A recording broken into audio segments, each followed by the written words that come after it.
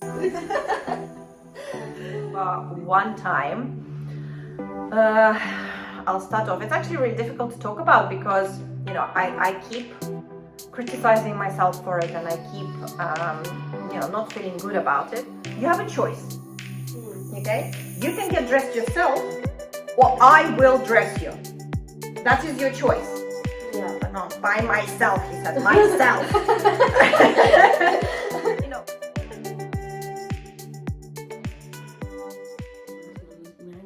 Good. Hello and welcome to our channel, the Oversharing Mum, where we do love to overshare, and sometimes it's a challenge to stop Romana talking as well. But that's the point of the channel, so it's all good. And to stop Talking, me eating. I seem to be eating in a few of these videos. No, you'd think that, but it's only because you didn't have breakfast, so it's not like she's eating all the time, so it's not that. Which doesn't mean I can. Yeah. So today we decided to do, I wanted to say a short episode. We never know, we'll see, but we'll try to keep it short, about things we feel guilty about, or things that we feel really badly about and we kind of had to deal with. And then also that taught us lessons, and how did we adjust, how did we change? Did we repeat the mistakes? Hopefully not. But I can remember one time, I'll start off. It's actually really difficult to talk about because, I keep criticizing myself for it, and I keep, not feeling good about it. But it was an emotional response. So I had one of those bad nights. At this point, Gregory is about 6 months, so before he moved to his own room, and so he was still with me. So 6.5, maybe, 6 months. And I just remember, because my mom was also visiting and helping out a little bit, and my sister was there too, so I knew I could come to them and potentially, eat, have a little sleep or whatever. But it was such a hard night that I remember just kind of coming, and we've arranged the room so everything was soft, and there were the sofa, and we even had a mattress on the floor and things like this. And I do just remember just being so frustrated, and when I saw them, it was just like such a release that I don't have to bear this responsibility now, that I didn't exactly throw him. I was really close, like this close to the mattress, but I was like, ah! And I was just like, oh my God, and I just was in such frustration. I think I was more making noises. I didn't really, and I just ran out of the room. I was like, I just can't. I'm just like, I'm done with it. Of course, I wasn't done with it. I was just, in that moment, I was done. But it was really interesting because, Mom gave me a real talking to. She came out here, was like, no, not okay. Not okay. You never ever do that. He's a baby. Yeah. He's helpless. He's been struggling, not you. He's been struggling. You had a bad night because he's been struggling. But I couldn't hear her at the time. Yeah. But it really stayed me. I was like, yeah, that was not okay. But it made me analyze the situation, and it made me come to a conclusion that I needed to learn a way to deal with my emotions. I needed to find a way to express them. I needed to find a way to release them, and I needed to find a way never ever to get to a point where I would just be like that. That wasn't a good way to be. And it's kind of embarrassing saying it and, admitting to it, and the fact that it even happened. It only happened once. I mean, the frustrations, there were plenty. Yeah. And there were many other things. But that's good, because that particular thing didn't happen again. Yeah, it's true. So that was the lesson part of it, for sure. And I mean, I am grateful, very grateful to Mom, because she's put it in different words, and she is kind of the way she's communicated it made me see it differently, and made me see that the baby's point of view. From the baby's point of view, even though I didn't see it from the baby's point of view, it was more like, you're the mother, you're responsible. That's not okay. It's never okay. Yeah. And so it kind of it spoke to my responsibility, because I do have a very high level of responsibility. And so it kind of responded more to that. Yeah. Even though she tried to communicate that he was struggling, I didn't hear it at the time. It was only later that I could see that. But it spoke to my responsibility, and I was like, yeah, that was not okay. So after a little bit of rest and food, obviously then you're like, okay, I'm functioning now again. Yeah. That's the thing, though. It's really difficult. Do you feel guilty about certain things that you've done? Not really. No, yes. Yeah. I think the biggest thing for me would be snapping so badly at Zara. How old? So badly. Before Zach? Yeah. I think it was before Zach. Or when you were pregnant? No. Zach was here. Oh, Zach was here. I think the one time where it was just like, even Dean looked at me like, I was feeding Zach and Zara was jumping on our bed, and it's a really high bed, and we had a glass side table at the side, and I kept saying to her, Zara, please stop jumping on the bed. Please stop jumping on the bed. And she wouldn't listen. At this point, I'm tired. I think I was hungry as well. Zara, please stop jumping on the bed. She fell off the bed head first over the table with her legs kind of around the table. And at this point, I think I screamed out more out from fear of what happened. And it just came out like I was angry at her.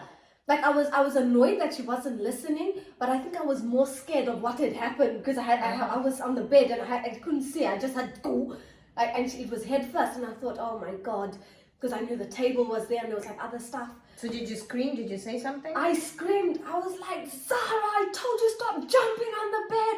And then even normally, like I go and I pick up to make sure she's fine. Like I got off the bed. Because I had to put Zach down. I got off the bed and I was standing over and I was screaming, you see, I told you, this is what happened. And then afterwards, I was like, he looked at me, was like, oh my God, like what was that? Like that was the first time that was a completely different side to me. And I was like, and I felt really bad for like screaming at her that bad. And then obviously afterwards I picked her up, I saw she was okay, and I was like, this is why you need to listen. This is why I said don't jump on the bed to fall. But in that moment when I was screaming at her, I was really screaming at her. And I just felt really horrible afterwards. I felt really bad. Just interesting what you said, because it's I think it's when we're tired especially, it's so easy to say what not to do. So we always say don't do this, but actually the brain, even an adult, not even a child, doesn't hear the don't part. You know, and so what I've read as a great solution is try to find an alternative. So if, for example, she is jumping, instead of don't jump, why don't you come and play with this? Offer an alternative. Why don't you try this? Why don't you bring mommy this? Why don't you help me with that? So you keep on offering alternatives so that she gets interested. And but of course, when you're tired. From that, which we then started to do. I tried to stop saying no. So we're like, let's just try the not saying no thing and distract her or try different things, offer the alternatives, which does really work. Which great techniques, it did use. really help. So I think that was one of the things is like, just when I snap at her, and I'm just like, I just want to be more in control of my emotions again, so that I'm not at that point and I'm dealing with it differently, because it's so easy when you keep, like for me, I find it really frustrating to say the same thing over and over again. Like, especially like, I mean, if I'm on a good day, I can handle it and I can find different alternatives. But if I'm rushing, I'm trying to get things done, or I have lots of things to do, or I'm really tired, or I'm like grumpy or hungry, it's like I say it, I mean it. And you say it again, I said it because I mean it, like do it, you know? And there's certain things where I'm just like, if I say it, you need to do it. And she just won't, and she just won't, and she just won't. And I'm just like, Sarah, why do I have to scream at you for you to do what you need to do? That's a form of attention, because that gives more attention. They are happy. But yes, we'll be addressing all of those things, why kids do what they do, and how best to deal with it. So I think sometimes, because I find like I wanted to have her own voice, and I wanted to have her say where she can kind of do it and, you know, be responsible for her own choices. But there's certain things where if I'm saying it, whether it's for, you know, for her safety, or, you know, from me being her mum type of thing, I'm trying to find that balance of she needs to listen to what I'm saying and have that respect, but also she has that freedom to make her own choices. So we kind of working on that. Balance. We kind of have it, but I think there's times when she does try. So, you know, and I find I slap, then she listens. Because sometimes I just have to give her a look and then she knows I'm serious. And then other times she just listens. But on the whole, she's I do pretty differently. good. I do it She's really differently. good. I use different techniques. Like I keep on reaffirming the choice. And so I say, okay, we have to get dressed. So I tell him once though, because I feel if you repeat yourself, that communicates that you're not serious, because then, and your time is not valuable, because that means you can repeat things several times. Fine. I'll wait until she says it again, because she'll say it again. And on the third time, I think maybe that's when it really needs to happen. Not really on the first time. So I say once, okay, we need to get dressed. It's like, no. It's like, yeah, needs to happen. And you know, it carries on. So I say, okay, you have a choice. Okay, you can get dressed yourself, or I will dress you. That is your choice. Yeah. Like, oh, by myself, he says, myself. You know, but occasionally, you know, you have to first establish it before he starts saying yourself.